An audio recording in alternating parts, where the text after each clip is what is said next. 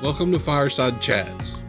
Just real talk, real faith, and the moment God meets us in. I'm glad you're here. Let's talk. Hey family, welcome back to the fire. I wanted to take a few minutes to talk about why episode 8 isn't out yet and kind of update you on the week I've had so far.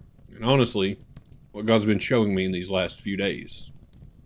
My dad's been in the hospital all this week. We got to come home today. But it started with chest pain Sunday night, tightness, some really scary moments. They ran tests, moved us to another hospital. It turned out to be a 60% blockage in his left ventricle. Yesterday, they did a heart cath and placed a stent. And thank God, everything went well. But right before he went back for that procedure, I had a silent moment of prayer. I stood beside his bed and placed my hand on his chest. As I stood right there beside his hospital bed, I prayed, God, you're our only hope. You're the one who heals. You're the one who gives doctors their knowledge, who guides their hands, and who ultimately saves our lives.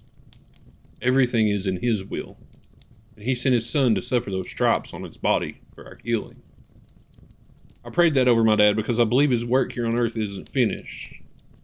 And the truth is, to be a servant of God sometimes means we'll walk through the trials the enemy throws our way. We won't always understand the why, or even see the outcome in those dark moments. But through it all, God remains our only hope, always.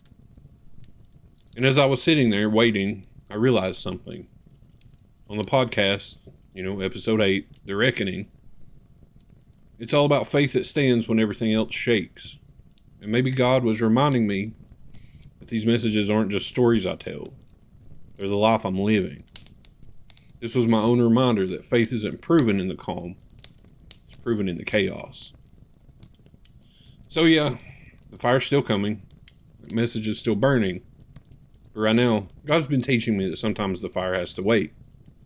Not because it's gone, but because he's doing something deeper in the waiting.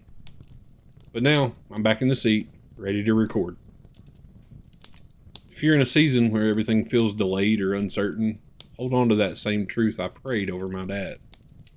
God is our hope. The wait isn't wasted. He's still healing, he's still moving, and he's still faithful. Thanks for sitting by the fire with me tonight. Love y'all.